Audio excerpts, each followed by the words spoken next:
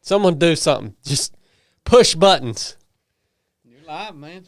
All right. It's about dang time. Welcome back, everyone, to the 3 of 7 podcast. It's been about a week since we last talked to you guys. A lot of stuff's went down since we talked to you guys. What all have we been up to? We went to Chattanooga for a speaking engagement. Got to meet the FDA, our favorite government organization, the FDA. Got to speak to them. What else have we been doing, Blake?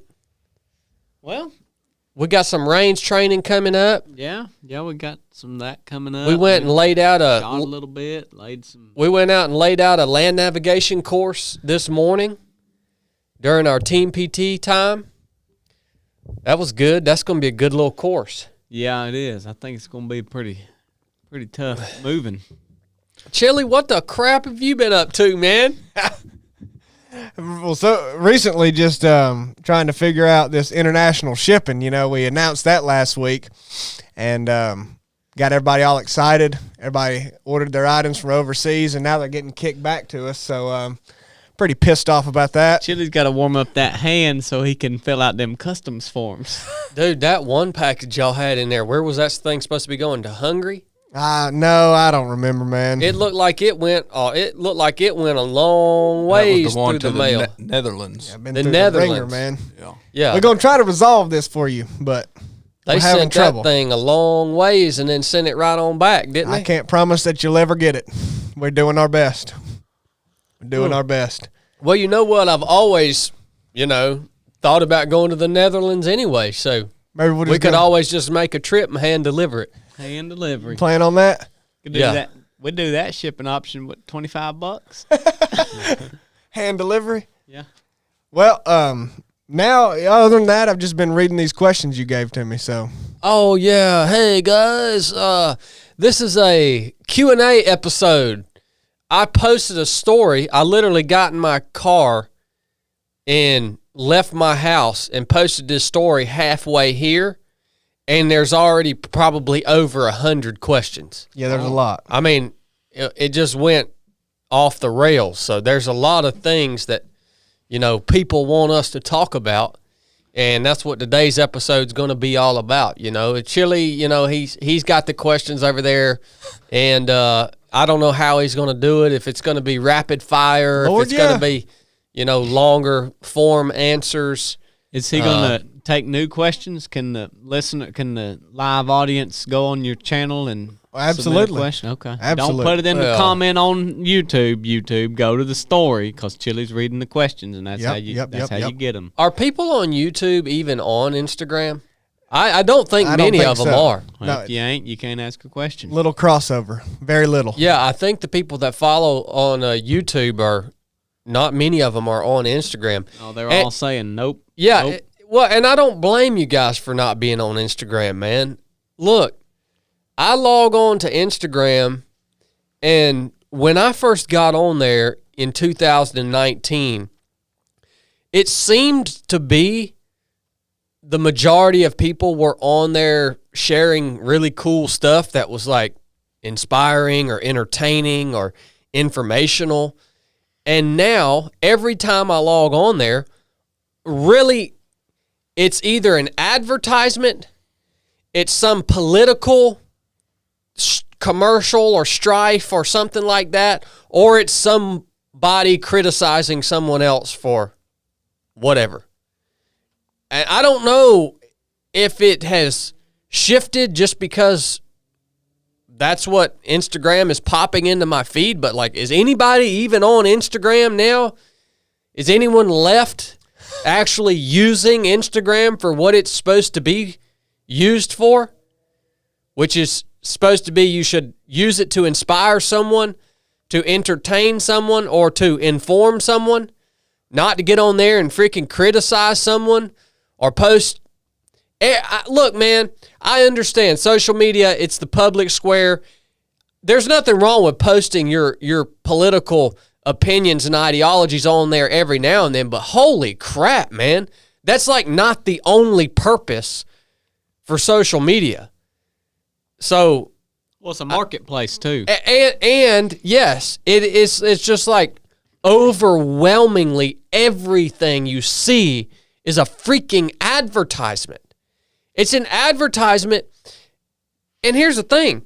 If you have a big following on Instagram and you have a product that's going to, help your people, or you have a product you're excited about it, you can advertise on Instagram, but offer up some free value while you're doing that. Like, it can't just be a pure advertisement. Like, hey guys, let me give you something. It's like Truck Talk, right? Why do I do Truck Talk? I come on Truck Talk to offer you some sort of substance, something that's going to make you think, that's going to inspire you, that's going to, impact you. I give you, hopefully, some value, and then I ask you, go get your hat, get your T-shirt, man. Keep my man Chili in the dungeon. It's a value exchange. You see what I'm saying? I'm going to give you my time, offer you my experience. I'm going to offer you my opinions. I'm going to offer you the things that I've learned in life for free. And I can keep doing that as long as you guys keep supporting us. It's a two-way relationship. But it's overwhelmingly just a freaking ad. So I don't blame y'all for not being on Instagram, man.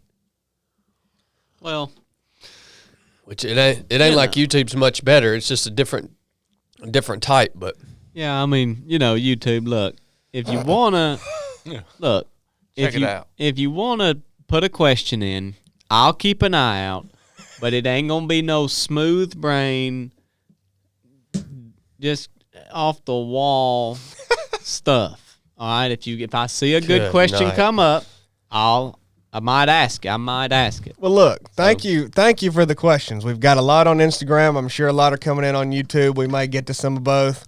Thank you to our international watchers and viewers and merchandise wearers. We're going to keep working for you, doing our best. Just wanted to give you that update. Yeah, you better figure that crap out, Chili. Well, I'm working You've been sitting around all week not doing nothing. You hadn't even called me all week. People been wanting them Truck Talk shirts all over the world. I don't know Just about that. the best seller. And look, they can't even get them. Yeah, well, you might want to get you a Truck Talk shirt. That's going to be a collector's item one day. That's one and done. That's a one run? Well, yeah, Okay. I think so. Yeah, we ain't stocking them again. They selling too hot. Nothing else to sell. I think what's in there now is what's going to be good. So, we've had all kinds of stuff going on. When are we getting that book, Blake? Or them books? Yeah, supposed to be early February, like the 3rd to the 5th or something. When is that? Like 2 weeks from now or what? Well, I mean, A that's week. just a few days, yeah. Yeah. Okay.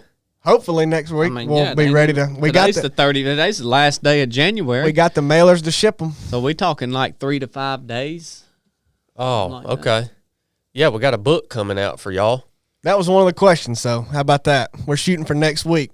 It's not the kind of book you guys are thinking, but I think you're going to like it. Yeah, you ain't even explain what it is, man. No, I'll explain what the book is when they come in, and you guys can actually go and buy you one. YouTube will to. particularly like it because what we was just talking about. Yeah, yeah, I think it's going to be cool for them for sure. What was you going to say something, Corn? Oh, before we start the Q&A, I got a question from one of the Patreon members that I'd like to ask real quick. I've been holding it for a few weeks. Good. All right. Well, y'all get wound up. Man can't slide in nowhere. Gosh, cornbread. Big old clothes on. Yeah, well, so if you guys don't know, our Patreon members are people who have been listening to the podcast and watching the YouTube channel and all that, and they decided they wanted to go above and beyond supporting us in what we do here, so they join us on Patreon, and it's like a private platform where you don't have all the bull crap that you see on these public platforms, and you just download the app, and we do 3 live calls per month on Patreon called Resurrected. So we got a big crew over there, man. So, yeah. What's the question you got, Corn? So this Patreon member, he's training to do his first 100-mile race, and nobody in his surroundings, his buddies or whatnot, are runners. So he's wanting to know how he needs to form his crew members, like what he needs to tell them, what they should expect, what they should do. Chili, yeah, I remember Corn asked us this question offline a while back. Yeah. Yeah, so he's got his crew members picked out, but they've just never crewed anybody before. Right? Yeah. Yeah. Oh, well. So he's got the crew assembled. They just don't know what they're doing. Yeah. Okay. Well, I mean, the first thing I would ask is... It's hard for me to answer this question because I've never crewed anybody. Chili's crewed me. Blake's crewed me. Well, I mean, yeah, the first thing is, like, what do you want as the runner? I mean, I can't tell you what you want. Like, you have to make it clear to them what you specifically want, because that's the first step, because you may be way different than me. I may tell you what I would ask a crew to do or what Chad would ask a crew to do, but that may not be what you want. You may not want someone to come in and wrap your feet up, your jacket around your knees every time like Chad does. And I did that myself. And put a blanket under his head. I mean, you may not want that. So you have to just tell them, hey, look, guys, this is what I'm going to want. I eat this, this, and this. I want this ready at this aid station. I want this here. I want this. But then beyond that, like if he's just asking, if he don't even know what he wants, then he's screwed. Yeah, I think that might be some of the gist. Yeah, if that's some of the gist that like you don't even know what you want, well, you better start training, Bubba. Yeah, I mean, that comes with experience and time, man. That comes with getting races under your belt and just figuring that out as you go. And I know that ain't the answer you want, but that's just the truth. You're not going to have everything perfect or dialed in the first, but it's getting, once you do a race, or I mean, that's why you do some, get some races under your belt to hone that in. So that's a process. I think one thing you better explain to your crewmates, runner, is you better explain to them that the job that they're about to have to perform is going to require them to work really hard and be miserable and stay awake for long periods of time, because they might just be coming up into this thing thinking that they're going to go to this race with you and just kind of bebop around and hang out and tell you good job when you come into the aid station. But is hard work crewing. Blake crewed me at Mid-State Mile for how many hours, Blake? 38. Yeah, 38. 38 hours straight. And I was coming in every 20 minutes. Yeah. That's hard work, son. Yeah. What do you got, Blake?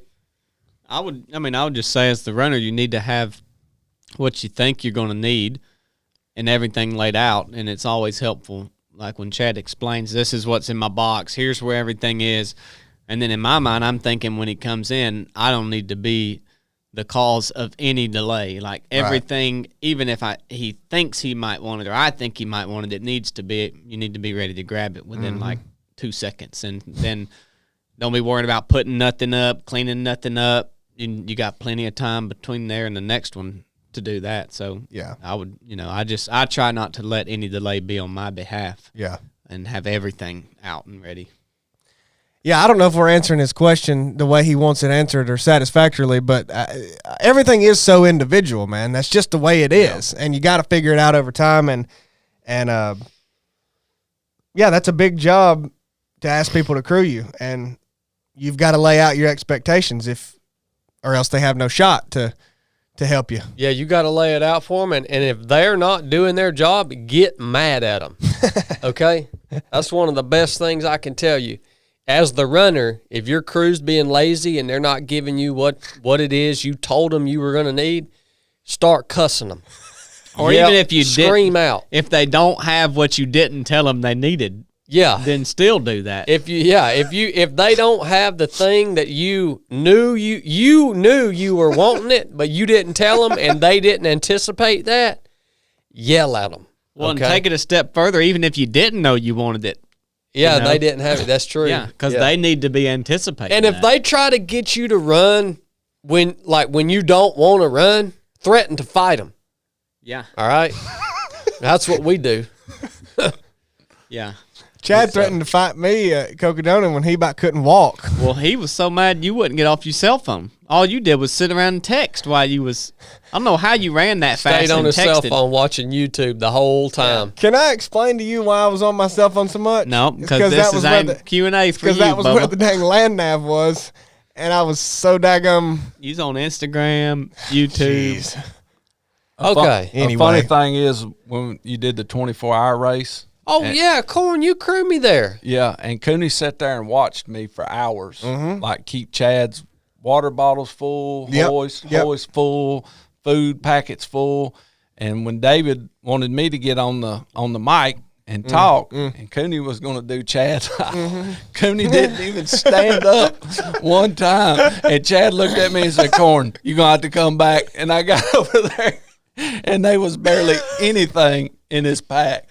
Well, that is a good point. Unfortunately, you can't go watch the replay of that treadmill race. But if you could, and you want to know how to crew somebody, watch Corn for 24 hours crew you, because Oh, he he did took a care of me, bang-up job. for sure. Yeah, he took good care of me. Well, Chad laid everything out. And Well, I mean, that to my point, you knew what, yeah, exactly.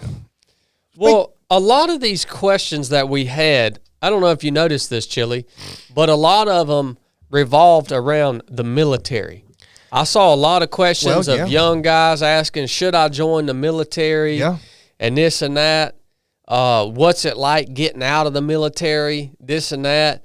And I just did a truck talk on Monday about would the military take action against American citizens? And I think a lot of people live in this alternate reality where they think, oh, no way. The military wouldn't take action and commit violence against other Americans if they were asked to do so. Dude, I don't know what alternate reality you live in, but the freaking military is going to do what they're told to do. That's what they're going to do. There will be a certain percentage of people, service members, that wouldn't obey an unconstitutional or unlawful order. A certain percentage of service members who can still think for themselves, but that is the overwhelming minority. All right? The majority of people in the military believe whatever they are told, and they're going to do whatever they're told to do because that's the way they've been trained and programmed. All right? Not only have they been trained and programmed that way, but they're, again, like I said on Truck Talk, the military is really good at convincing service members that they are useless and worthless without the military. So these people think, well, I have to do what I'm told to do because if I lose this job, I'm just going to suck. The rest of my life's going to suck. I can't do anything without the military. They're really good at convincing you to do that. I did a truck talk on that a long time ago about when I went in to meet with my command master chief and talk to him about getting out, how he was sitting there telling me, well, you're not going to make it without the military. Mm-hmm. You're not, because he was projecting himself on me. It's a guy that's been in the military for 25 years, and yeah, you'll never hear that guy's name because he probably got out of the military and he's going to sit and twiddle his thumbs or get some stupid corporate job until he dies. So that's the way people think, man. Should you join the military right now? All I can tell you, man, is there is not a single thing that I would go and do for this federal government that is in power right now. There is not a single war that I would go participate or support or fight in. There is nothing that I would do for this government. Nothing. All right? There's nothing that the government could ever ask me to do that I wouldn't question the motives behind it. And here's the other thing. The government is good at painting whatever picture they want to paint of who the enemy is. They're good at doing that, man. They're daggone masters in psychological warfare. So the military, the government's going to convince you of who the enemy is according to who they want the enemy to be. It's the daggone, it's been happening.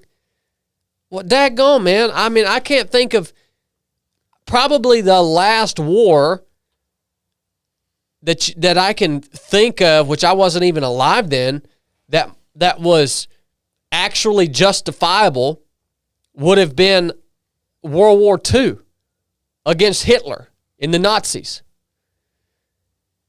Anyways, should you join the military right now? If you want to join the military, you should join the military for selfish reasons. I'm just going to go ahead and tell you that. Don't go in there thinking you're going to serve your country. Who the crap are you serving, man? A bunch of turds. If you're going to join the military, go ahead, but go in there and take what you can get from them and then just get out. That's what I would do. Well, say you're in right now. Nate 1500 says how to keep the faith while serving in the military, knowing they are anti-constitution. Because, I mean, what you just said may be good advice for any 18-year-old or young man considering going in, but what if you're already in? Dude, I get it, man. If you're in the military right now, probably the reason you're still in the military right now is because you don't understand how much better you can do and how much better your life can be outside of the military. I'm not saying that's for everyone. I mean, this guy that asked this question, he might be super passionate about being in the military, and he might be there for the right reasons in his own mind, right? But what I can tell you, man, is how to keep the faith being in the military right now. I think that would be impossible for me personally. That would be, first, I don't know how anybody made it through the global sickness in the military. I don't know how, I can't believe everybody just didn't freaking leave. I can't believe it. Well, that tells you that they'll all do what Exactly. they're told, right? Exactly. Okay. My point proven. But there's I don't know. That would be impossible for me, man. So what would I do if I was in the military right now?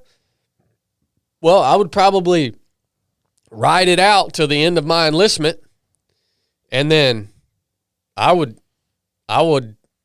roll on out of that joint, son. That's what I would do personally. I don't know that it's possible, man.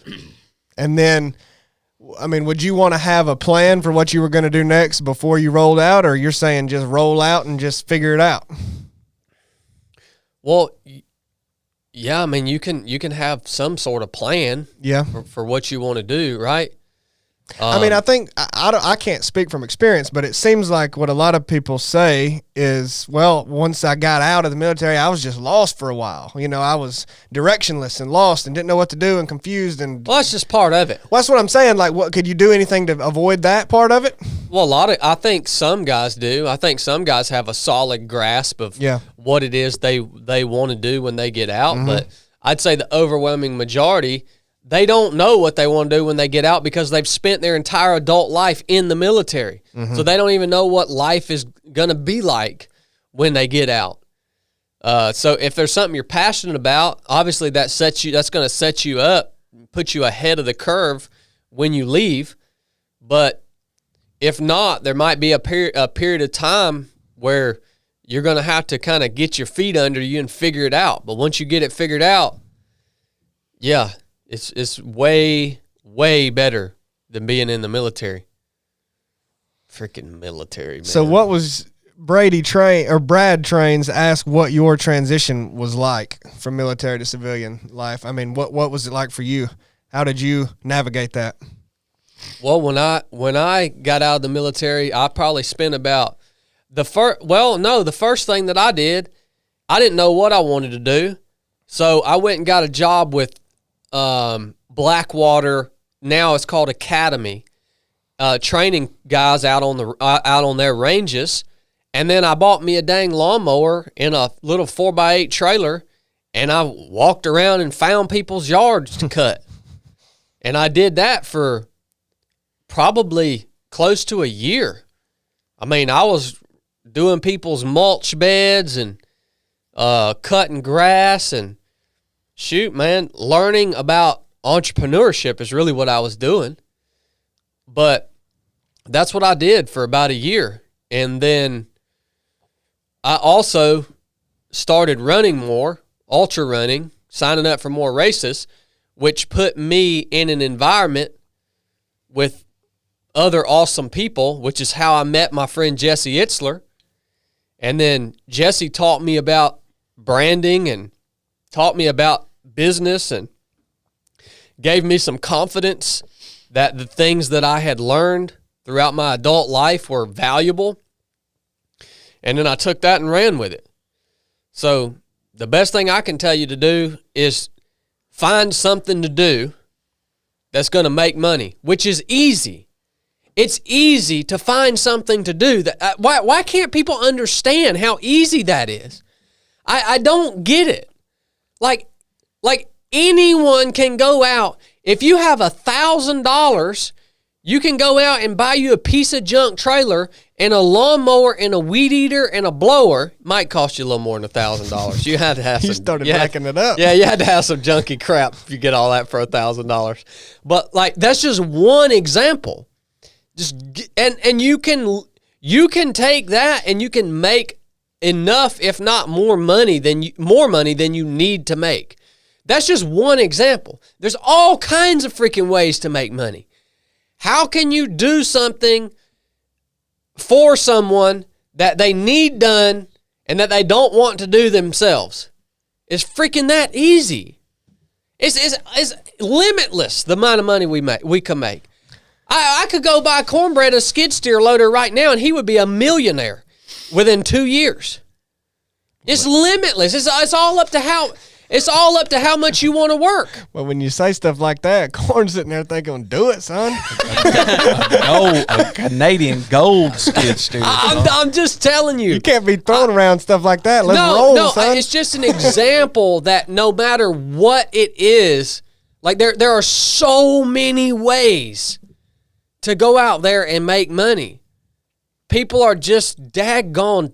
They're just too scared to freaking move, man. Do you know how many times I heard, well, I'm going to wait to see what this economy does. Oh, yeah. Or I'm going to wait to see who wins the election. Mm-hmm. I mean, they make excuses that are baited with fear all day long just to do it. Yeah. And what people also don't understand along the lines of this conversation is it in those times, like the times that even we're experiencing right now, where it's like, what's going to happen? It's probably going to get crazy this year. The inflation is high. People aren't spending as much money. Like, guess what? That's what the masses are thinking. And all the other people that own businesses, that have corporations, that they're all kind of pulling back, right? We're going to save. We're going to try to weather this storm. Like, that's the time for you to jump in and freaking go hard, man. So I'm telling you all this because, and the reason I use the example with cornbread and the example with me cutting grass, it's like there are infinite number of ways that there's too many that people, any of us could make as much money as we wanted to make. So it's literally, once you realize that, then you just choose to do what you want to do. But that really is the deal. People are aimless, like especially when they get out of the military and then they go, well, what do I do? Because it's not because they don't know where to go. They could go anywhere. There's too many. Yeah. Like you have to funnel it down somehow. And people also worry about like not having purpose when they get out of the military. They're so used to having purpose. Yep. It's like that's I know, I get that, man. I felt that, but it's stupid to feel that way. Like, you want to have purpose? For me, with my daggone lawnmower business, like I found purpose in that. Like, I was going to cut this joker's grass, and I'm talking about this joker was going to look tight.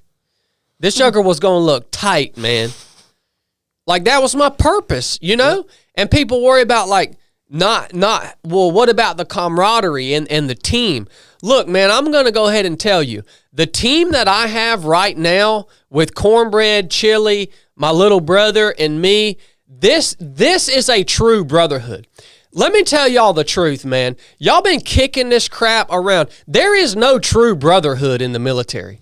It is not a brotherhood. You know why? Because a brotherhood is unconditional, which means, Cornbread, if you go out and do something freaking off the rails tomorrow, you go out here and you get lit and you run off the road and kill somebody, right? And it's all your fault and it's stupid. Guess what? I still love you, man. I still love you. You know what? And once you reconcile all that mistake you made, I'm gonna walk with you through that, and then you're welcome back here.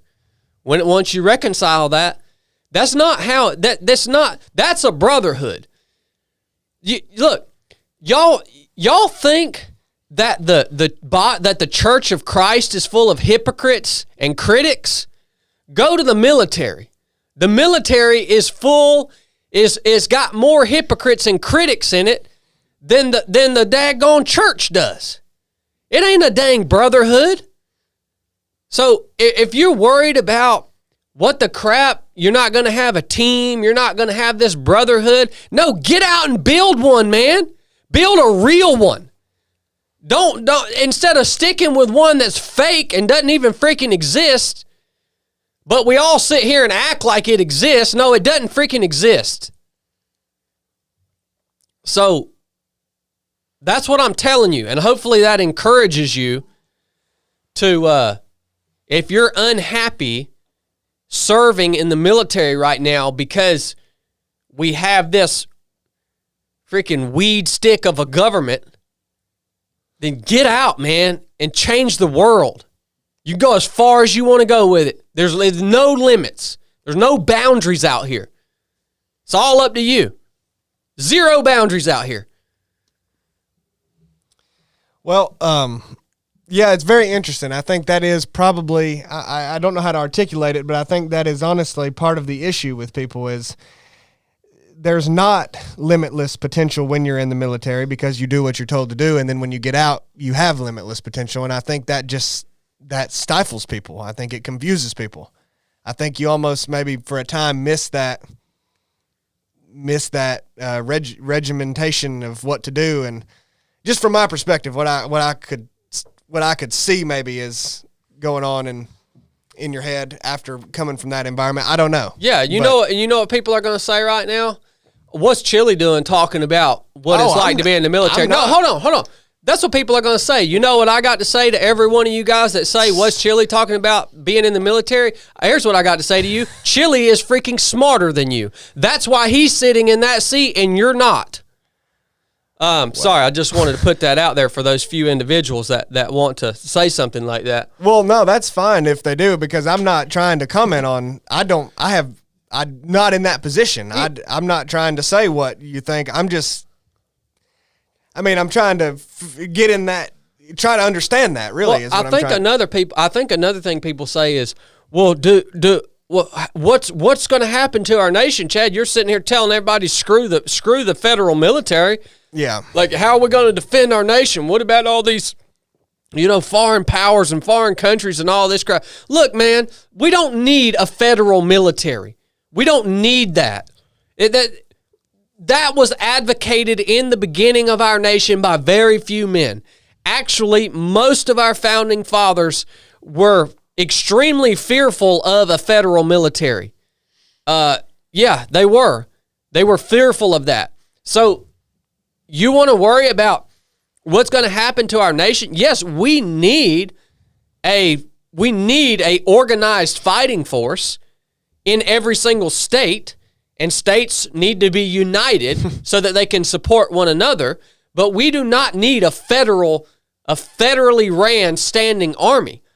The reason that we don't need that is because it produces the opportunity for a freaking regime to come into power, like is in power right now and has been in power for the last freaking 4 decades, it allows them to take and use that standing army, that federal military, against the people. Yeah. They've done it over and over and over again in history.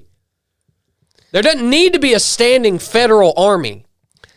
Well, what about another superpower that does have a standing federal army that then comes to these United States who need all this cooperation and maybe they don't get it, and then you're more vulnerable in that way? I mean, wouldn't that be the argument that another large federal government, corrupt as it may be, but corrupt to get to the point that they got to where they could take over, that they could come here and try to invade a state? Yeah, I mean, I think that's the argument. Yeah, no. I look, man, if another nation tries to attack the United States of America, I'm not going to say that there's not a possible scenario that could be done, because there's got to be some scenario where that's possible, but it would be the most difficult endeavor that you could possibly attempt to achieve because of the Second Amendment. The citizens of the United States are the largest unorganized standing militia that exists on the face of the freaking earth. There's no other example on the face of the earth that compares to the citizens of the United States of America because of our Second Amendment. If anyone invaded the United States, there would be a freaking gun behind 9 out of 10 doors. And although the individual wielding the gun might absolutely suck, he can still sling some daggone lead at you and make you have a bad day. Yeah. It would be a terrible endeavor. It would be organization versus the unorganization. That, it would be interesting to see that scenario. And I think... don't want to see it, but... I think that Americans could fairly quickly mount a organized resistance, even from a place of zero preparation. I believe they would fairly quickly mount an organized resistance. Now, how do we save ourselves from that? Well, we go state by state, and every single state goes ahead and does what they need to do to have a organized force, not a standing army, maybe a select few, a very small bunch of full-time service members per state.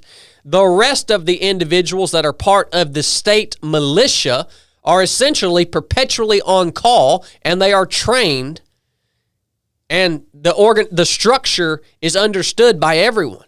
And then you can call it up and wield it right off the bat. Do we need to be in these other countries? Like right now, what are they talking about? Freaking striking Iran or something like that? Like, come on, man. Let them jokers do what the crap they're going to do, man. Let them freaking do what they're going to do, man. We've been rolling drone strikes through there for a long time. How about this? How about you say, screw all these other stinking country, and how about you incentivize Americans to start bringing manufacturing and production and work and all this stuff back to America? How about you say, okay, all right, all of our clothing is made in China. Okay, well, all you clothing companies here in the United States, if you will make your T-shirts in America, they're tax-free. You can sell your product tax-free if you make it in America. How many dang companies do you think would figure out a way to start making their daggone T-shirts in America? A lot of them. Or cell phone company, or whatever the company is. Why don't you incentivize people to bring that back to the States, man?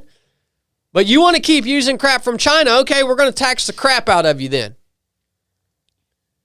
Look, we don't need all these other stinking nations and all these allies, and we don't need to meddle in other people's age-old conflicts and strife and religious wars, and screw them, man.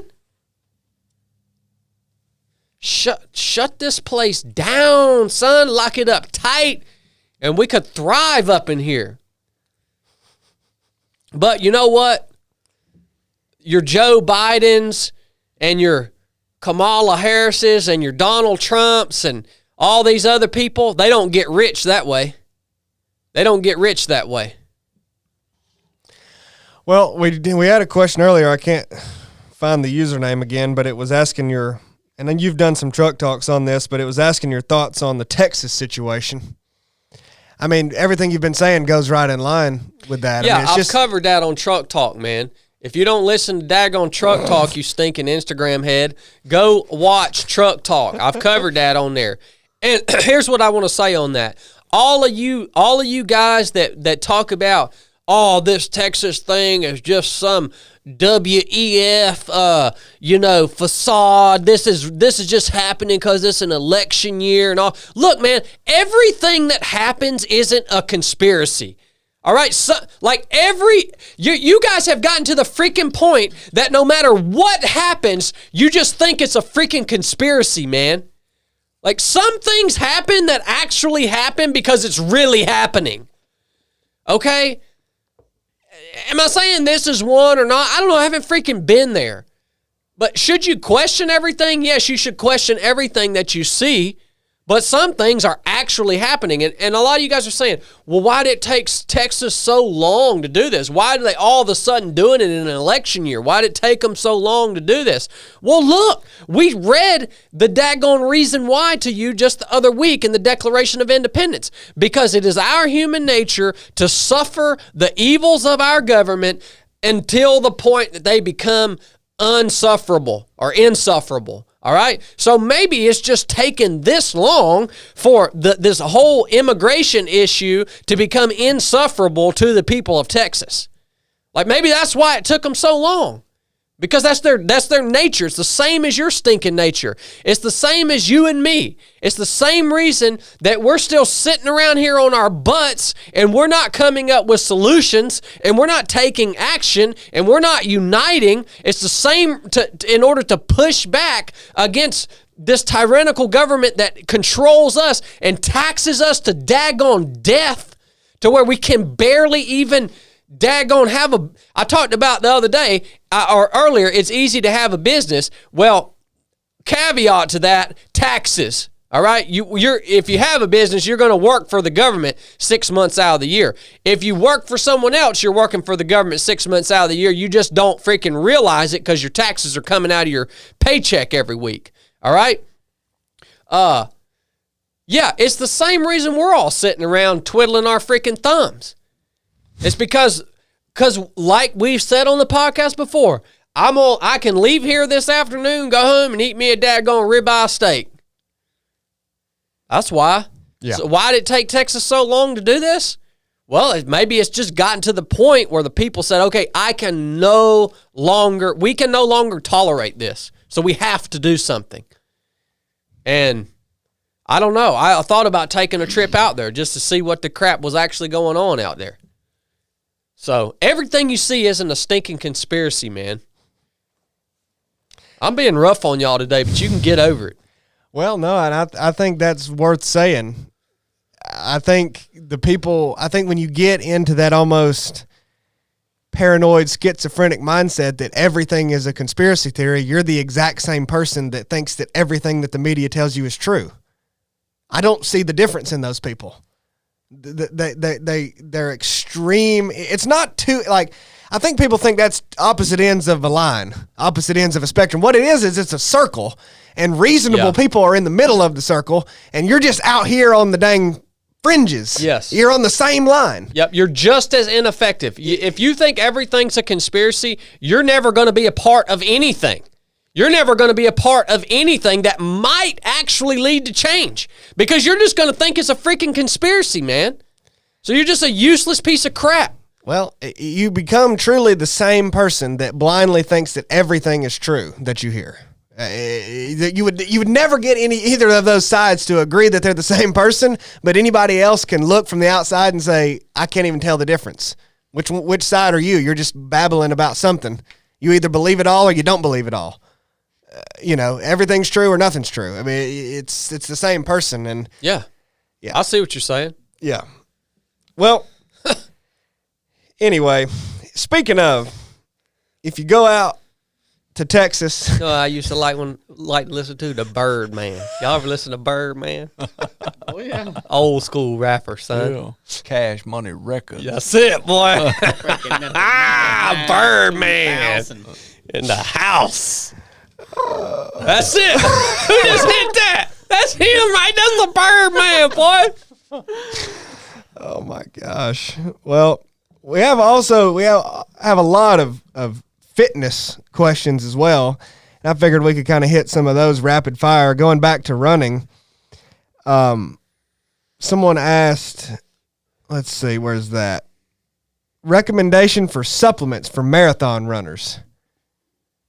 Marathon running supplements. And I was just sitting here thinking my answer to that is don't overcomplicate it. You don't need a lot of supplements when you're running a marathon. I mean, You're trying to go fast when you're doing you're trying to go fast. You need, well, either whether it's marathon, ultra marathon, whatever it is, running doesn't need a lot of supplements, man. You need a good hydration drink like Hoist, water, and then if you want supplements, we use First Form. I think take you a multivitamin or something. I think the same things keep yourself from getting sick. We regularly talk about using is good for running. I mean, it doesn't, like, just because you didn't go do a workout in the gym doesn't mean you don't need protein powder. If you're having a hard time getting enough protein in the day, a protein supplement's good. Well, if you take a lot of protein, that means you're just going to have a lot of muscle, though, right? yeah, that's true. Yeah, you'll get too big if you take protein powder. Yeah, and electrolytes and keep it up like that. I mean, you just don't need a whole lot. You don't need to overcomplicate it. Just run, man. Just run. That's the beauty of running. That's the beauty of running in comparison with CrossFit, weightlifting, bodybuilding. Simple. Yeah, running is like the simplest dang thing. You don't even need a pair of shoes, but I highly recommend it. Like, just go run. Just need sheer tyranny people of don't will. like simple things, really. Anyways, though they like it's got. Yeah, that's true. Let's overcomplicate it. Yeah. Well, let's go out and spend $3,000 on a pistol. Dakota, what? Go ahead. Dakota Wally says, "What's the most important part of training for a 100-mile race?" Running. Time on your feet. Time on your feet. The answer's running. Yeah. Yep. I mean, really it is. It may not be what you want to hear, but we ain't in that business. It's just slap running more. What were you going to say? Oh, I was going to say, somebody asked me in the daggone comments there in the questions, when am I going to get a real Land Cruiser FJ80? Oh, I saw that. 80 series. Well, there's one for sale right up the dang road. Blake won't let me buy it. So I want to buy it. Yes, I want an 80 series Land Cruiser, but Blake's too freaking tight to let me buy anything. I got a good question here from Bryce W. Yoder. I think this would be good. Get everybody to weigh in on, well, at least y'all three. How would you motivate a loved one to get in shape physically if they are unwilling?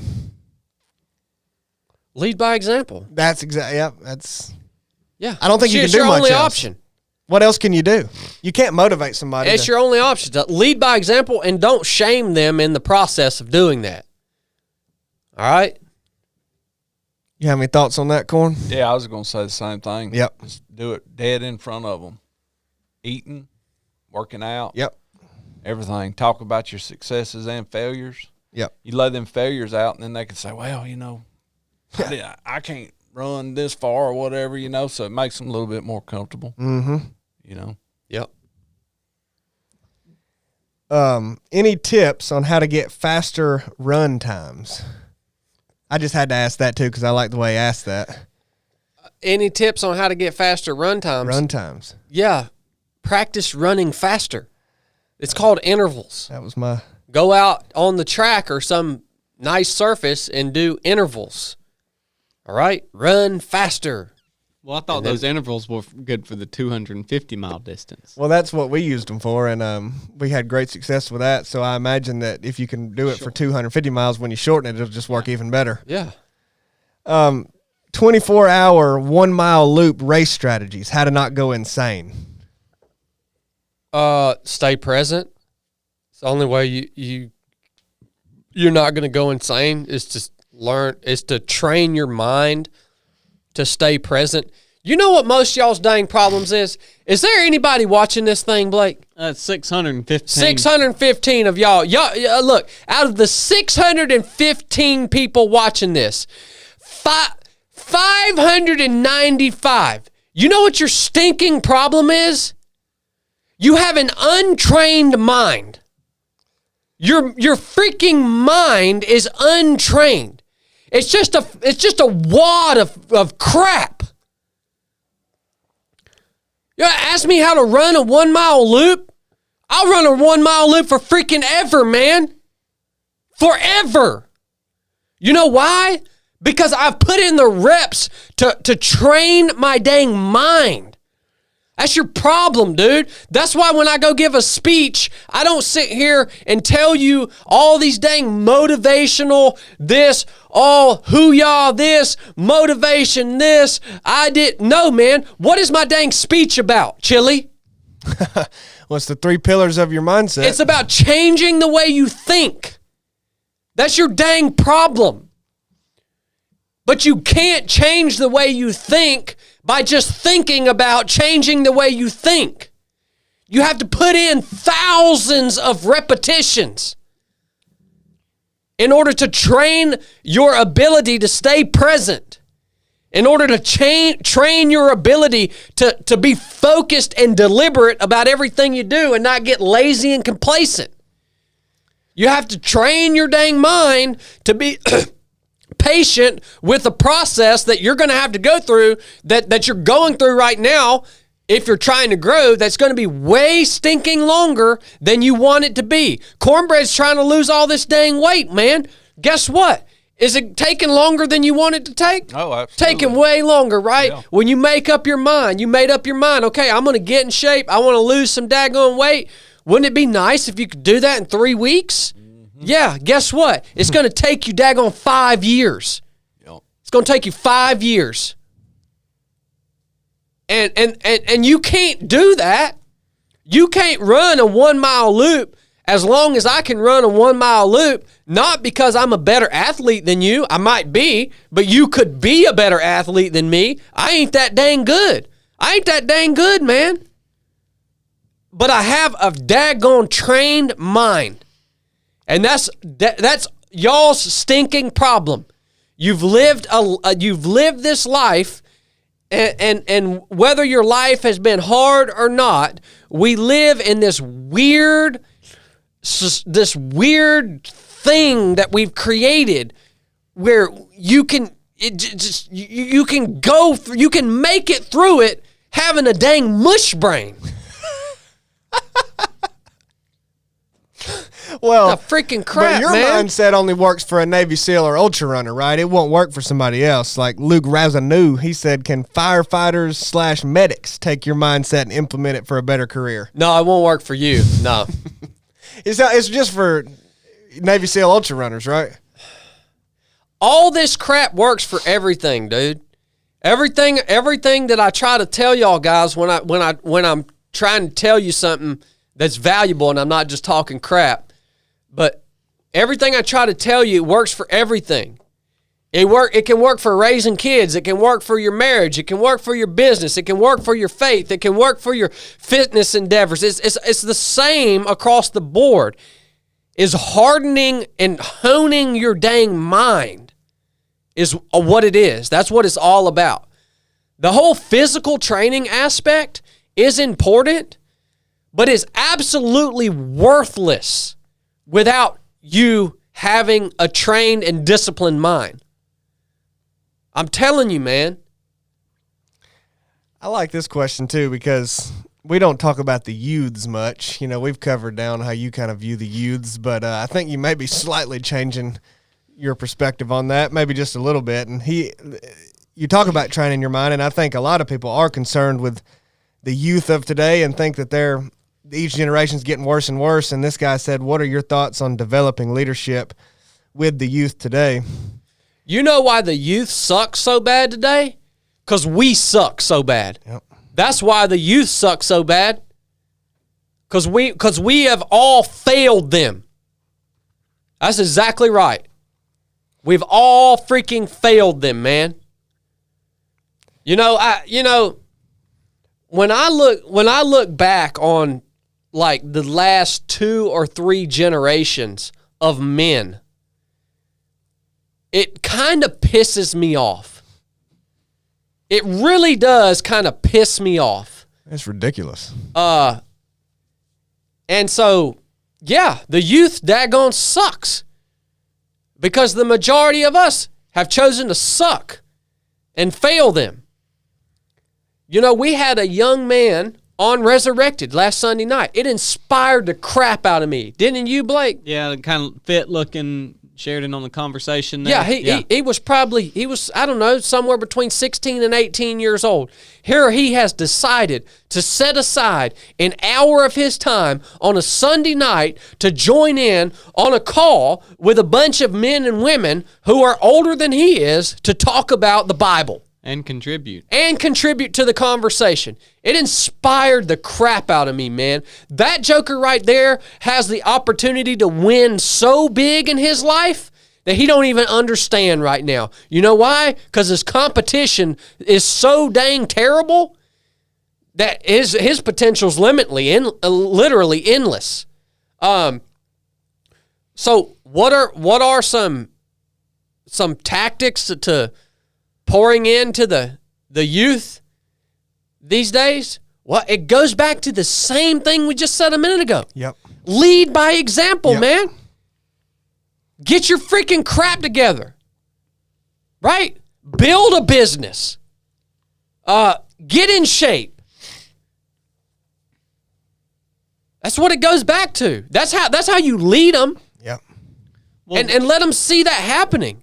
Yeah, but that's not what they want. They want to know, like, hey, what's something I can do that don't require much of me that can make a big difference? Well, that's the problem. And what can I do to be a better runner without actually having to really run a lot? Yep. And how can I just get this result? Because that's really all I care about. I don't really care about who I am in the process of getting it, but just like what's the secret? Yep. What's the secret? Yeah. Well, yeah, and quit cutting these dang youth so much dang slack too. First of all, fix yourself, because you got no right to hold anybody else accountable if you're a daggone piece of crap yourself, and you're just barely scraping by in life.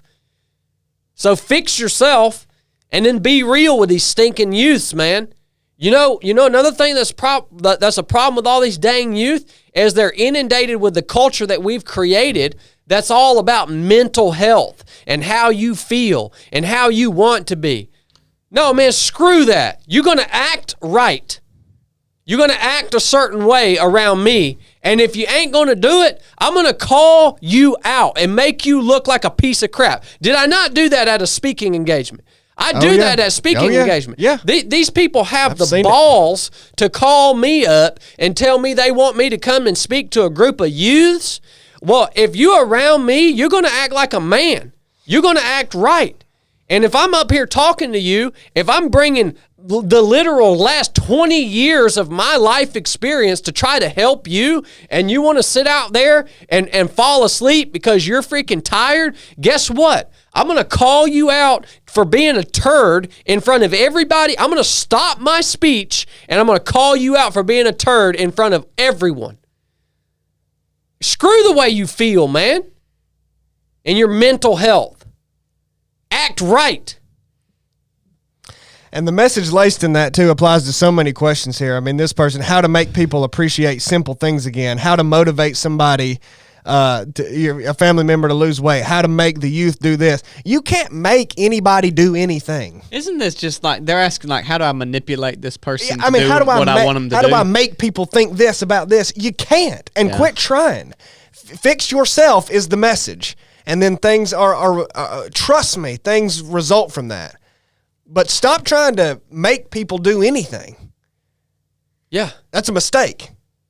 You won't do it, and you're neglecting yourself in the process, which actually could be cultivated into something that could affect somebody. Yeah. If you fix yourself, people are going to see you, and they're going to want to be like you. You're not even going to have to tell them. They're just going to see you, and they're going to be like, dang, It's also just the right thing to do. Yeah, why is that joker never sick? Why does that joker always feel so good? How does that joker do all that stuff? How does that joker have all that money? How does he have all the things that he wants, right? Well, you can tell them how you did it, but they're just going to want it by seeing it.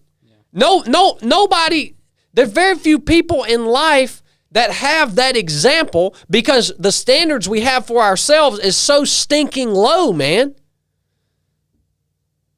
You know, y'all understand what I'm saying? Like, oh yeah, it's wild, man. And this has been happening for a long time. It's been happening for a long time. When I was growing up, there was never any emphasis on personal excellence. There was never any emphasis on you being fit. It was all, when you talked about money, it was always people grown men saying bad things about other men who had money. It wasn't, yes, yeah, that man right there, he's got millions of dollars because he decided he wanted to work harder than me in life. He decided he wanted to take risks, get after it, and work harder than me. And guess what? You can have that too. It wasn't what it was. It was so-and-so has money because, you know, they cheated somebody out of this or you know, they're just greedy or all this, man.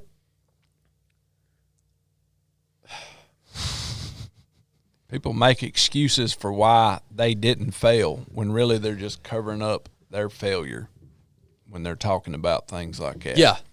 And like really wanting to know the secret of things too is, hey, maybe I did this and so isn't doing so great, and I was trying to mentor them, and that didn't work. You just covering up your failure right there. Yeah. Chad, give me the secret. Mm-hmm. Give me the secret. Don't be scared to fail, and don't be scared to let others fail too. Yeah. Let me tell you how my mentor, Frank Cutler, treated me. He told me a bunch of crap all the freaking time that I did not want to hear. He told, and he led by example. He was a Christian. He confessed his faith. He was the fittest man I've ever known in my life. He was financially successful. He had achieved so many of his goals in life. He had his self in order. So I looked up to him, and then he consistently, one, he believed in me, and I knew he believed in me. But he also always told me the real stuff. Yeah. That was it. Would you say that someone asked about who your role model was growing up? Would you say that was your first big role model? I mean, obviously that was later in life, but I know that was a significant one to you. Yeah. He was significant. Corn was a role model for me when I was growing up. Right. Corn came into my life when I was like 14 years old, man. Yep, I don't know if a lot of people know that. He taught me a lot. He taught me a lot of things about being a man. Yep. He did. He taught me about honesty. He taught me about commitment. He taught me about competition. He taught me a lot of very foundational things. So Corn was probably my earliest mentor in my life. And then when I decided I wanted to be in the military, Frank was my mentor there. And then I had some mentors while I was in the military. And now I've had some mentors since I've been out of the military, people that I look up to. I've had them all throughout my life. Yeah, that's interesting to me, the idea of mentorship. Because, you know, after that speaking engagement in Chattanooga, a guy asked you, I thought it actually an interesting question and really paid attention to your answer and cared about it when he said he had some young man that he was mentoring in a way, and he was talking about how he's addicted to his phone and, you know, always on his phone. Someone asked a question about if you're going to make the program for people to get less addicted to their phones that you've talked about before. But, all that together made me think, like, I thought he asked you about how to get him off of that maybe, and what you told him the same thing. You told him lead by example. And yeah, well, I also told him to provide opportunities for that young man to do something that was more interesting than what was on his phone. Yep. Yep. You know, that was a lot of what Corn did for me. Exactly. You know, providing me this arena of coon hunting, teaching me how to hunt, teaching me how to be a competitor, driving me around to all these places, driving me back and forth to my house. Like, he had to go out of his way to do that. Yep. Like, he literally had to go out of his way to provide this experience for me to grow at 14 years old. Well, why didn't you just go online and look up life coach, or why did you choose those mentors? That's what I was going to say. That what I like about what Chad said is everyone he talked about, he was actually engaged with, like in his face on a regular basis. It ain't just somebody they're watching on the internet or even reading a book about or whatever. I mean, actually engaged with the person. Yeah. Yeah. It's got to. Yeah, man, this whole thing of look, I don't coach anyone. I don't coach anyone individually because of that reason. That's why I don't coach. I have people in this question right here asking me, can I come and spend a week with you? Yep. Yeah, you can, but here's the thing. For me to coach someone one-on-one like that, it would cost so much freaking money that I don't know that very few people could afford it, right? Because my time is that valuable to me. It would cost that much money, not because I'm worth that much money, but because that's how I value my time. And I don't coach anyone one-on-one because I'm not going to do it unless I'm seeing you on a regular basis.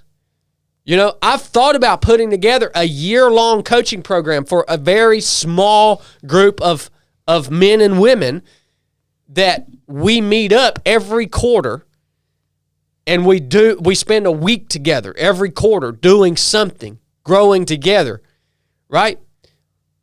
But it would just cost so much dang money. That's because that's how I value my time, you know? Well, speaking of your time, some people are wondering, are you going to use your time to run for office one day? Well, maybe. I mean, I don't want to, but yeah, I kind of feel that maybe I'll be called to do that one day. But I'll tell you the rub on this. Mm-hmm. I'll tell you the rub on this, man. Look, man, I'm 36 dang years old. I've spent the majority of my adult life in a service role, right?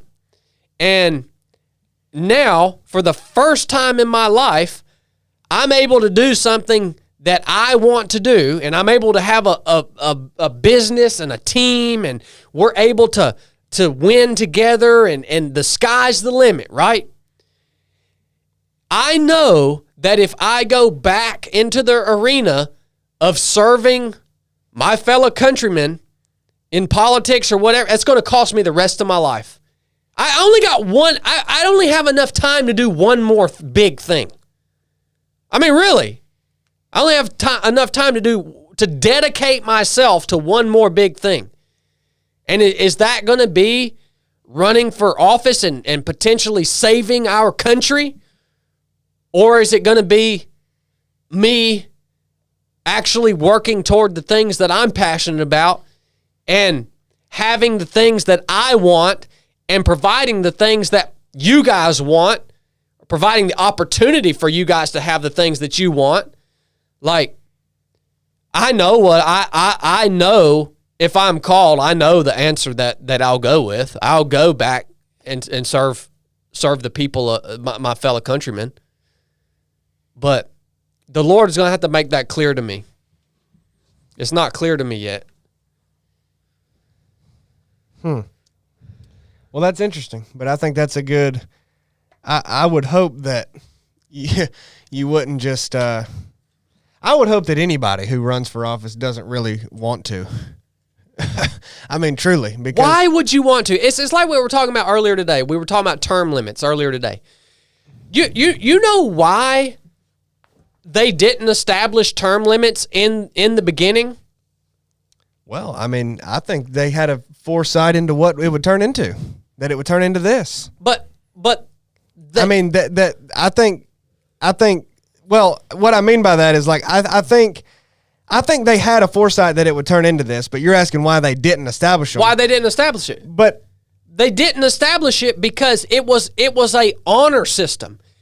It was like this job, that serving your country in this form of politics. Yeah. Like, this is supposed to be something that you go and do in, the latter part of your life, and it's a truly an act of service to represent your fellow countrymen. Now, look, who would want to do that? Like, when you look at guys like John Adams. John Adams had a very successful law practice.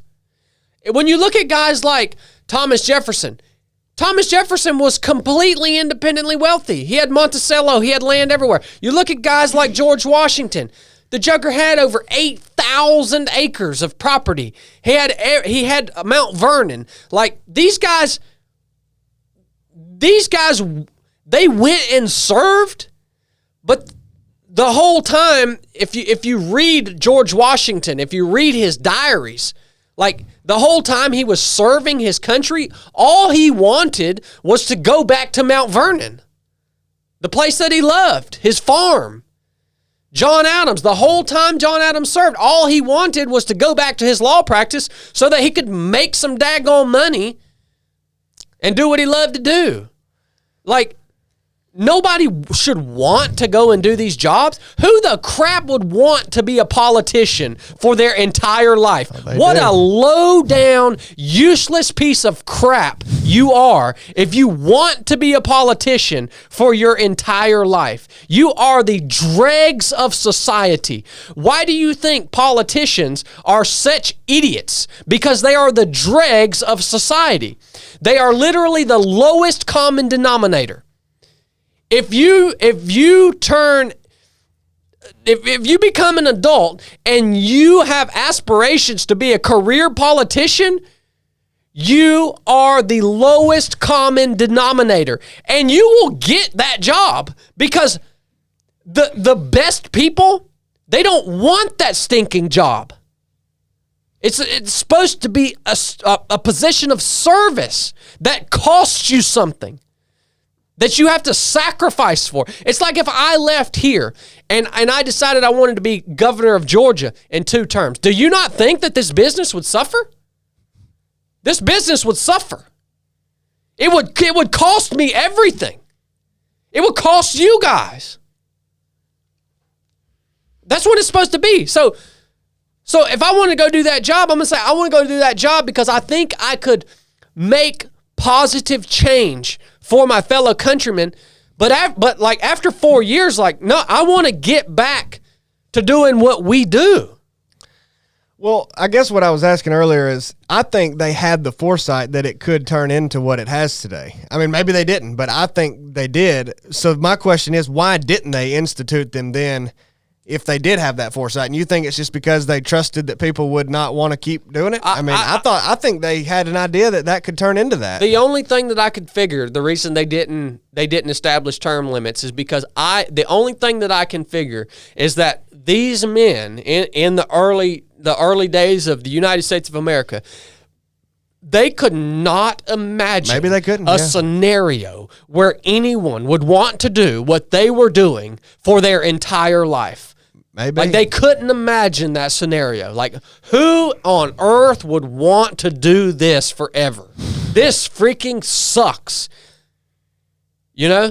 Maybe, yeah. I mean, I would think that they had thought about, maybe they didn't. I'm not sure, but it does beg the question, if they did think about it, why would you not institute them? So, yeah, I don't know. That's interesting. But the Instagram questions, there's definitely some more we could ask, but I think that covers down most of them. What do you have on the YouTube, Blake? Anything good? Well, there was a lot of people. Well, there was like 3 or 4 questions, and you've covered it before, Chad, but they ask how do you reconcile taking an enemy's life with your faith and conscience, I think is how it was worded. Well, look, man, if somebody's gonna kill you, well, you better just go ahead and kill them back, man. Like, you better kill them before they're going to kill you. Like, what the crap are you talking about, man? Like, the Bible says love always protects. Look, if you love somebody and they're trying to and somebody's trying to hurt them, you better kill them, man. You're not going to talk them out of it. If somebody's coming after you, you're not going to talk them out of it. That's just, I'm sorry. I don't know. That's just the law of reality. So killing someone is different than murder. The Bible says thou shalt not murder. The Bible doesn't say if somebody comes after you and they've got intent to harm you, that you better not kill them. You better just go ahead and let them take you out. Yeah, it's about the heart, right? If you sign up for the old military and you say, I want to kill some folks, and that's why you joined, then that's a problem. Yeah, that's a problem. But yeah. So, yeah, it's about the heart. We got quite a few super chats. If we're at the point we want to read those, and there's some questions in some of those, so I guess we can. Okay. Thank you guys for those super Stephen chats. Adario asked if you gotten any Canadian gold just now. No, send me some, Stephen. Stephen, yeah, he got something to send you. He's up there near Canada, man. He's been stacking it up. Yeah. I'm just gonna go down the line here, and I'll hit the questions as they come up. Rob Hammonds gave $9.99. Said he appreciated us. Paul Lee, Thank you, Rob. $20. That's your boy. MB Shell Thank Nut, you, Paul.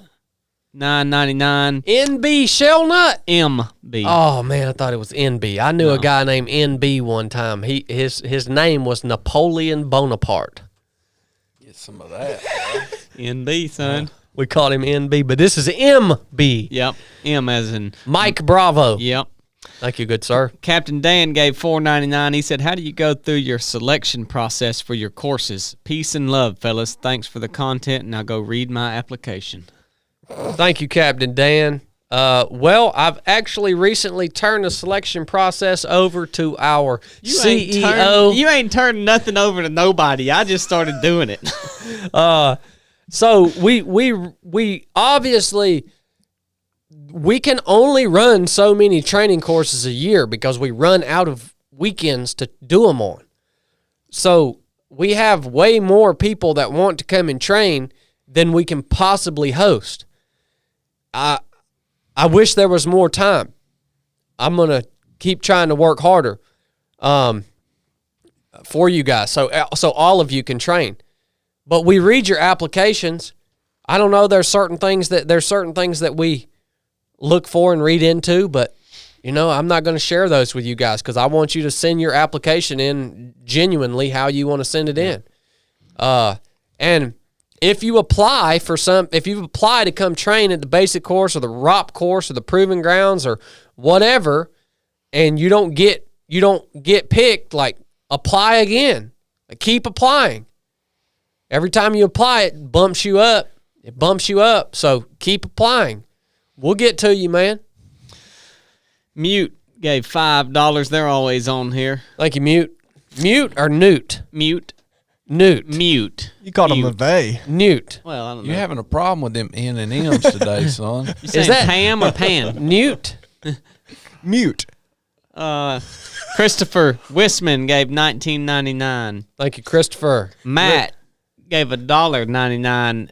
Matt? Yeah, he sent two. He said Tika 7mm thoughts, and he said in another one that this was his first bolt action rifle, and I think that's a fine gun. I have a Tika. Tika makes an excellent gun, and 7mm are great caliber, so I think you got a good do-it-all package there. Matt with a M as in Mike. Nat? Oh, so it's not Nat? No, it's not I said Nat earlier, and he said, yeah. I have a Tika bolt action rifle. Somebody else has the question, what's the best distance for zeroing a 5.56 and a pistol red dot? I say 50 yards and 25 yards. 50 yards on the rifle zero, 25 yards on your pistol zero. What you say, Blake? I like the 36-yard zero on my rifle, and I haven't shot a red dot on a pistol enough to provide any answer on that. I'll have to shoot more and see. Well, I just instinctually know these things. Yeah. So listen to me. Mortal Dubstep gave $10, and he said, I'm sorry for the off-topic question. I have a friend who recently got out of the military and has a bad drug issue now. Do you have any experience with your brothers falling into that hole? Mortal Dubstep. Dude, these super chats are rolling in. Crazy, man. Thank y'all. Mortal Dubstep, let me go ahead and tell you, man, if you got a buddy or a family member or something that has succumbed to this addiction, it literally becomes a disease for them. It is y'all can argue with me all day long. I get where you're coming from. I understand that some people, they take this pain pill or they take this drug for the first time, right? And they're the ones, you say they choose. Some of them do choose to take it for the first time. Some of them are just listening to what their dang doctor tells them to do, right? But it snowballs and it becomes a literal disease, something that they have that they cannot overcome it without professional help. All right? And when you're dealing with somebody that's in the dregs of addiction, I want to go ahead and tell you, it's been my experience that there is nothing that you can say or do that's going to make them change their mind and get sober. All that I could do when I was dealing with my wife going through this is I could just be there for her. I could love her. I could do my best to make sure that she was safe. I could pray for her. And I could let her know that when she decided she was ready to get clean, that I was going to support her through that journey. And whatever that looked like. What did that look like for me? It looked like for me, when my wife decided she wanted to go to rehab, guess what I had to do? I had to go to my boss in the Navy and say, hey, I can't travel anymore because my wife's going to rehab, and I told her I was going to support her. So you're either going to put me in a place where I don't have to travel so much so that I can be home and I can feed the dogs and I can do all the things that need to be done around the house. You're either going to put me in a place where I can do that, or I got to leave this daggone job here. So that sometimes, you know, when you tell somebody like that, hey, I'm gonna be there for you through that process when you decide you want to get clean, like, that's a big commitment, man. That's a big commitment, especially if it's a family member. And again, it's going to be a long process more than likely too, but just be there for them, love them, let them know that when they're ready to get clean, you're going to be there to support them through that process with whatever they need. You're going to help them find the place they need to go. You're going to help them if they need help with money, if they need help with things around the house, whatever, you're going to be there to help them with that. And pray for them, man. But there's not some magic thing that you can tell them to make them change. Yeah, just like with everything else. Yep. Chris Dirkhop. It's like telling somebody that's got some terminal illness, oh, you better get rid of that terminal illness. No, don't work. ROP. Yep. Yep. He said, appreciate everything y'all poured into me on ROP Team 4. Keep up the good fight. Is that Chris? Yeah. Thank you, Chris. Thank you. Eric Logan, again, as always, coming in at $10. Eric, thank you, man. Mike Hunt Smells gave $1.99 or 99 cents. Thank you, Mike. Cape Town, Virginia, always coming in at $10. Thank you, Cape Town. She said everyone, or he or she, everyone with a running question, watch the NUFF Said running class. Thank you. Hey, we haven't even talked about that in years. It's been a long we time. have a running class online. It's like 6 or 9 videos or something that you can go. It definitely and ain't get. 7 or 8. It's 6 or 9. We had I it. think it's 10, but We had it filmed and produced for people who want to get into running. yeah. It's called NUFF Said Running. We did that a long It's time on the ago. website. Yeah. Mark Porter gave $19.99. He said, shout out to Calvin Sasser for doing his first marathon Sunday. Dang. My daughter wants to do a 24-hour event, which one do you recommend for? You remember her from The Rock? Yeah, she wants to do a 24-hour run. He said event. She already did one. Well, yeah, she did an event. Yeah, I guess. I guess probably a 24-hour race. Yeah, just well, I mean, there's all different formats. Just go. You can do it. I wouldn't recommend trying a last man standing for your first 24-hour race. You ain't guaranteed to get 24 hours. Yeah, exactly. I would do a 24-hour timed event. That Hot Rod Ultra, that's a good one for your first 24-hour run. Mm-hmm. It's in a big baseball stadium.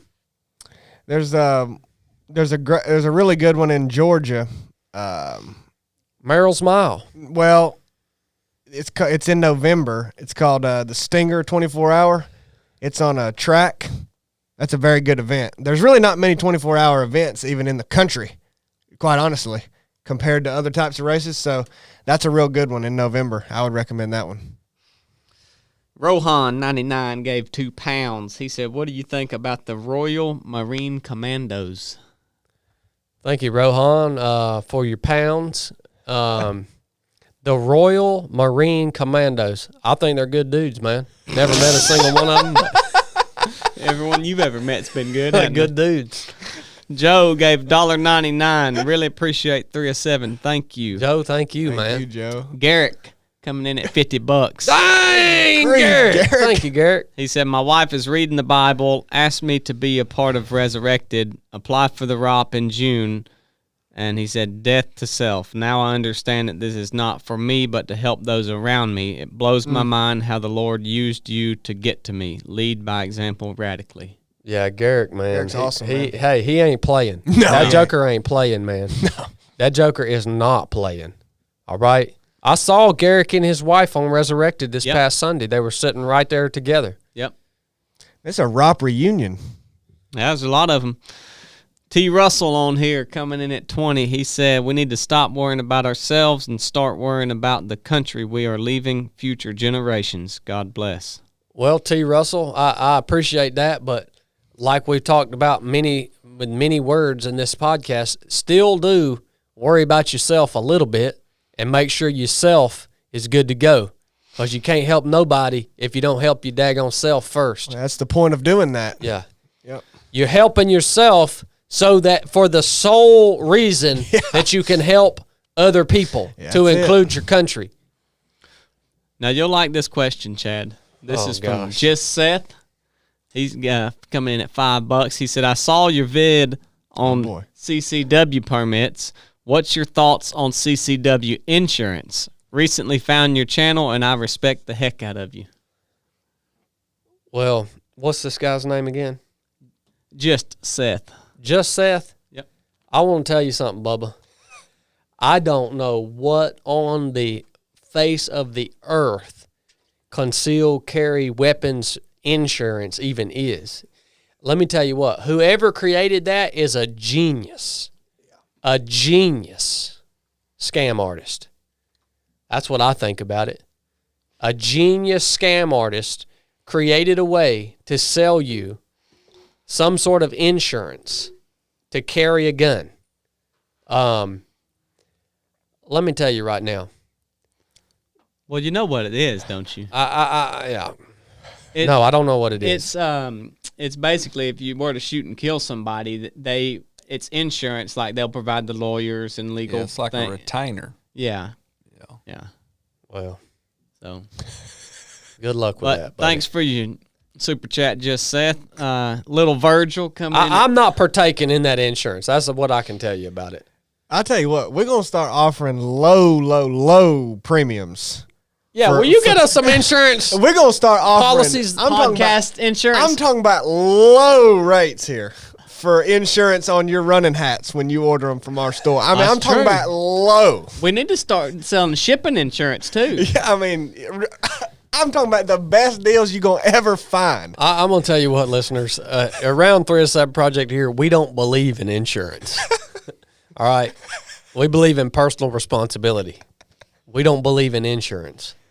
$59.99, you can protect that package. Little Virgil coming in at $3.99. Glenn Rogers coming in at $4.99. Glenn. Adrian, $9.99. Thank you, Adrian. Said, is there an age limit on the basic course? Could y'all pray for my buddy? He got cancer earlier this month. Thank you for everything. Roger that, Adrian. Is there an age limit on the basic course? Yeah. We generally have it at 18 years old. Ain't that right, Blake? Well, that'd be the minimum. Yeah. I don't know. Maybe he's asking the I think old. he was asking more of the top Old? end. No, come on. We don't care how old you are. Come on now. It's a walk in the park anyways. You just got to be double digits. That's all it is. All you got to do is be able to walk. Yeah, if you're 100, 100's the limit. Yeah. Now we have had youths out on our course, but they have to come with a parent who is a active participant, not a spectator. Mm-hmm. Jackarette coming in at $4.99. Thank you, Jackarette. Said, where can I get some of Chad's maple syrup? You ain't getting coming none. right up for you, Bubba. No, this is interesting. JRR Arrow gave $9.99. He said, years ago I was hicking in Kennesaw Mountain with my pit bull. And I was down, but I was training hard and pushing through. And you hiked by me, and I saw the fire in your eyes. I know that fire well. Years later, you pop up in my feed. How about that? Thank you, JR. That's wild. You saw me back in the day, boy. You can't mistake that, can Back you? when molesters was trying to get me out there, boy. Whoa, cuz. Yeah. That happened to him. Yeah, I was out there at Kennesaw Mountain one time stretching in the parking lot, and there was a molester over there masturbating, Easy. watching me stretch. Easy. I couldn't get to him, but I ran up to him and started kicking his door and beating on his car, and he had locked his doors, and he sped on out of there. There's a lot of molesters out there on Kennesaw Mountain. That gets brought up every time we have a Q&A. Hey, we went coon hunting one time. You may not remember. He don't remember nothing. And they was two dudes from Rising Fawn. That's up in Dade County, Georgia. Yeah. And, I mean, they looked like they was straight off the banjo porch, son. And we was on a competition hunt, and Chad went over there to use the bathroom. He come back and said, hey, man. I said, what's up? He said, that joker pulled his wheelie out right in front of me and just started peeing. I mean, just peed right in front of you. Yeah, his eyes big around as dang 50-cent pieces. He come back and told me that. Crazy guy. You attract pulled him, his wheelie out. His a wheelie. Oh, Badger Wolf coming in at $5 said, any tips on becoming a Minuteman? I train in boxing and wrestling. Just want to get the tactical side down so I can be ready. Well, Badger, there's all kinds of people out there that'll train you. I'm not one of them. But go find you a credible tactics firearms instructor and train with them. Yep. Kyle Chiraboga, 99 cents. John Thomas, Thank you, Kyle. $1.99. John, thank you. Man, John Thomas gave another $1.99, said, what's your opinion on spotlighting? Thank you, John. Well, I mean, spotlighting deer? How I hungry guess. are you? Yeah. that's a very effective method to kill deer. Yeah. Jay, I would recommend just getting a thermal, though. be a little more discreet. Yeah. Jay Leslie coming in at $10. Grateful for all the knowledge you share with us. You've helped me reshape how I face adversity in life. God bless you Praise and the your Lord, family. Jay. Thank you. Joey Boswell, $19.99. Grief. Thank you, Joey. David, $1.99, said, Chad, we need more truck talks. Ann would probably agree, wouldn't she, Corn? Yeah, oh, David, thank you. Chili told me to cut back on the truck talks. We got to play the game, man. The YouTube screws us. Yeah, YouTube's been getting slapped silly. Yeah, y'all don't understand, man, how hard it is to be on YouTube and to not get your mess just all shut down and screwed up. It's a dang game. That's all Chili does is study that. Philip Radick coming in at $4.99. I'll tell you what I'll do. I'll tell you Yep. what I'll do. Well, no, I ain't going to tell you all that. Thank you, Philip. Back to Philip. Proficient gave $1.99, said, what are your thoughts on Air Force PJs? Thank you, Proficient. Air Force PJs are really highly trained people. They have really in-depth, difficult training. Adrian, The one that asked the question about the basic course. Oh, yeah. $1.99. And again, he said 18. All right, I'll see you in 2025. Enough said. Oh, so he was on the young end. Yep. Dang. Yeah, I told you he was on a young end, man. That's Adrian, man. Travis Van S just come in 1999. Thoughts on spiritual warfare within marriage and ways to combat it. Thank you, Travis. Spiritual warfare within marriage. Well, ways to combat it is you got to come on. You got to come against it, man. You got to pray. You got to pray against that mess. Yeah, I mean, it happens. It's happening all the time, and you can't be scared to come against it. We should all be praying with our spouse. Yeah, that's what I think about it. Yep. Proficient come back in, $1.99. Can you finish going through your I Love Me binder? Proficient? I don't know. Maybe we can pick back up on that one day. Yeah, we could pick back up on that. And the last one right now, Beyond All Reality, $9.99. Beyond All Reality. And some people Thank you, buddy. on here are mad because we didn't read every other comment on here. But, you know, the super chats just stand out in color, and there's like probably 1,000 chats on here. So Well, if we're y'all also wanna going to hear thank anything- those people, so Yeah. y'all Yeah. can. Yeah, look, if you get mad, if you're getting mad right now because we didn't read your comment, I got 2 words for you. Oh boy. Screw you, man. Well, I'm gonna read a few more comments just because. Holy crap! How long is this podcast? There's Well, still the super chat's still rolling Oh, in. Well, about an hour 36, Boy, but we didn't have a marathon podcast there's some here. things we need to cover, man. I want to talk about the race. You about? Well, you said that was all Instagram had, Chili, so. Well, some have come in. Well, they're going to keep coming in. I'm going to have to delete that story when we leave here. Matt Brown just asked, "Why am I so soft?" That's a question for you, though. Yeah, He didn't want me to answer it. Yeah, because you... What? I don't... You can answer that question for yourself, Matt Brown. Well, he asked you why, are I'm you so soft. Oh, why Chili's so Yeah, why soft? Chili, not him. Matt Brown, Chili beat the daggone brakes off of you, son. You kidding me? What a foolish question.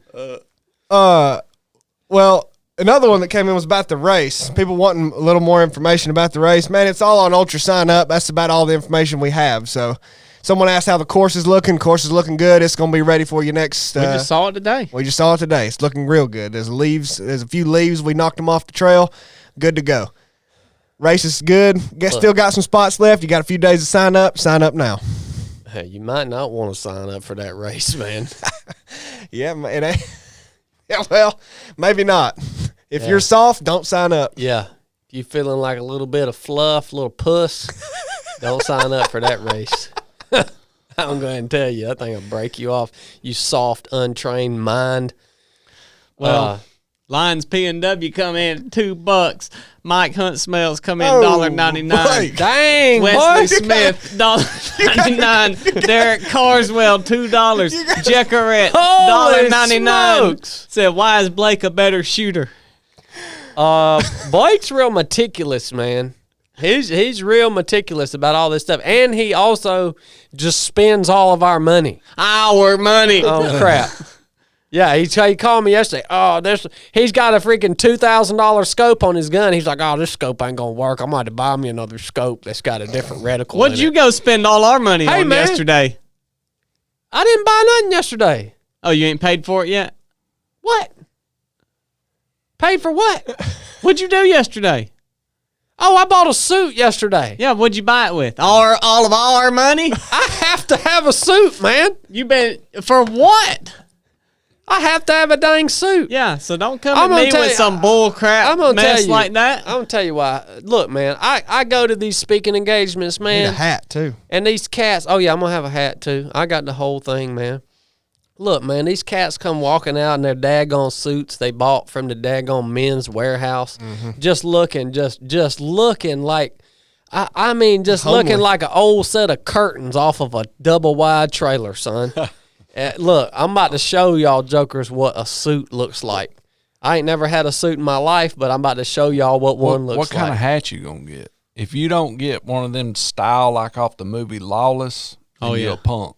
You got to get one of them. Oh yeah, yeah, Oh yeah, mine's white, all white. yeah, yeah. You ain't got to got go no see my suit. man Hal and get your suit tailored up. I got the hat ready.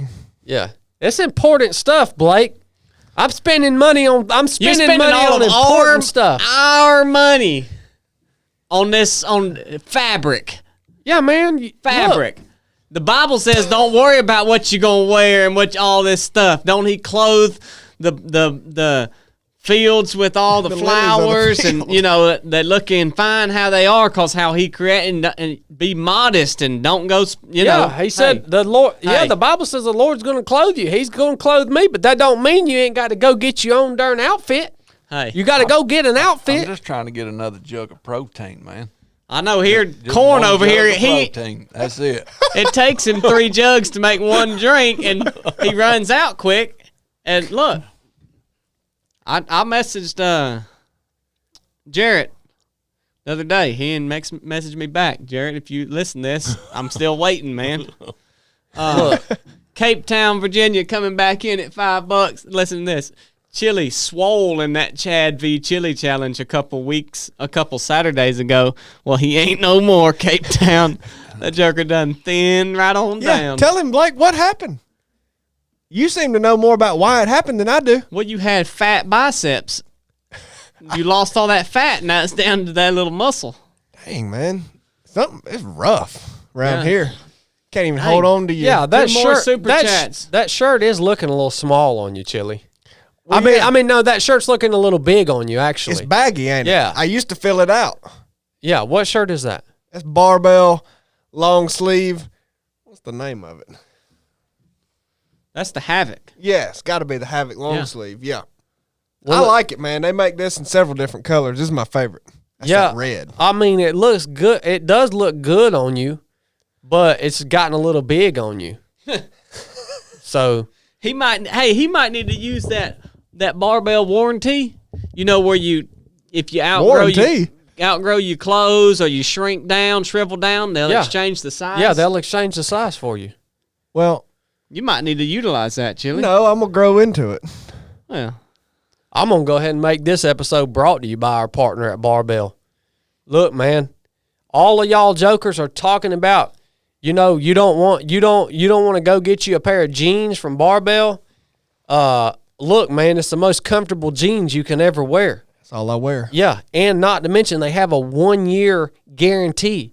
If you rip them, tear them, anything goes wrong with them, you can get you another pair of jeans.